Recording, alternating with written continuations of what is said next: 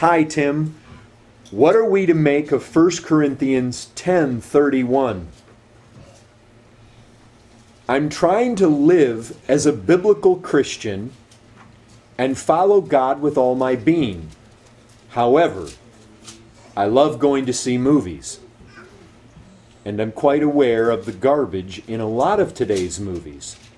But there are some good ones out there. For example, the movie Defiance. I don't know this movie, guys. I don't even know that I've ever heard of it.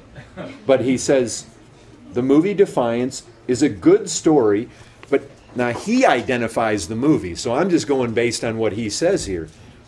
He says the movie Defiance is a good story through and through. It does, however, have sex scenes. A few swears, but overall it fills you with excitement and passion to do the right thing. However, is it right for me to watch such a movie if there is a 1-minute sex scene or two? Or 3 swears? How far do you go with 1 Corinthians 10:31? By the way, let me read 1 Corinthians 10:31. So whether you eat or drink or whatever you do, do all to the glory of God. And so he says, how far do you go with that verse? Because to take that passage to the extreme, you could become paranoid of dishonoring God and eventually just end up living in your closet. Thanks, Dave. Dave, I'm going to be real straight up with you. If I took a little bit of dog poop and put it in your plate at dinner time, are you going to eat it and say, oh, it's just a little bit? Dave, I don't know if you're married or not. If your wife just slept with another man once in a while, just a little bit, is that okay?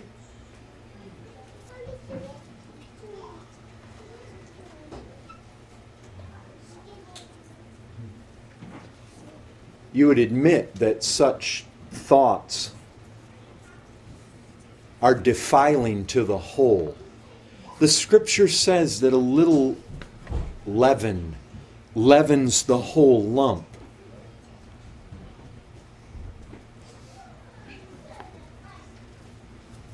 I guess what I would say here is,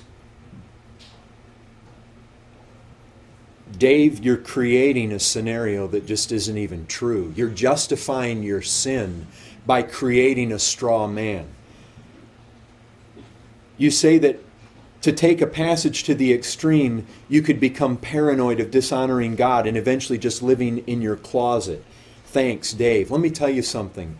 The early church, the apostles, the Apostle Paul, he didn't have internet, he didn't have movies, he didn't have TV shows, he didn't have all that, and he didn't have to, those men, those women did not have to live in a closet. For one, if you did live in a closet, you would dishonor God. God never told us to live in monasteries. He never told us to go into isolation. He never told us to live outside this world. The Apostle Paul says, if you've got a brother or sister that claim to be Christians and they're running around in all sorts of sin, he says don't eat with them. But he says, I'm not saying that about the whole world. Obviously, we can eat with the adulterers and adulteresses and idolaters and swindlers and thieves and homosexuals and sexually immoral in this world in order to be light. But that doesn't mean we partake of it. There's a big difference between me living in this world and being light and salt in this world and happening to drive down the road and come across a billboard with some obscene scene on it that I happen to glance at and then I turn away from, versus actually going and taking a serving of a movie that I willingly pay for and I willingly allowed thrown on my plate.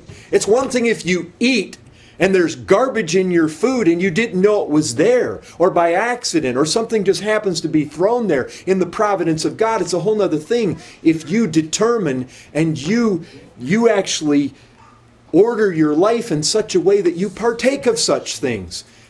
I'll tell you this, in the Old Testament, if they blaspheme the name of God, they put men and women to death for that.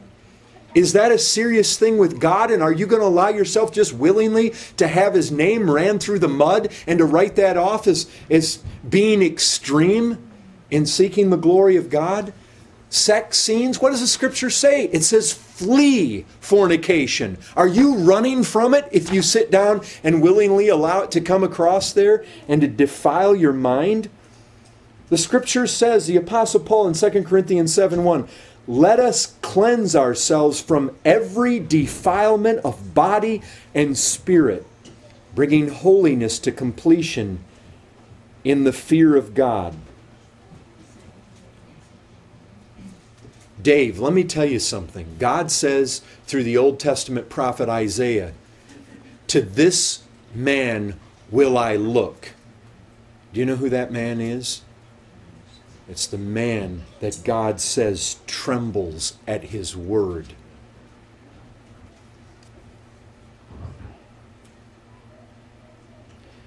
Dave, you say I'm trying to live as a biblical Christian and follow God with all my being.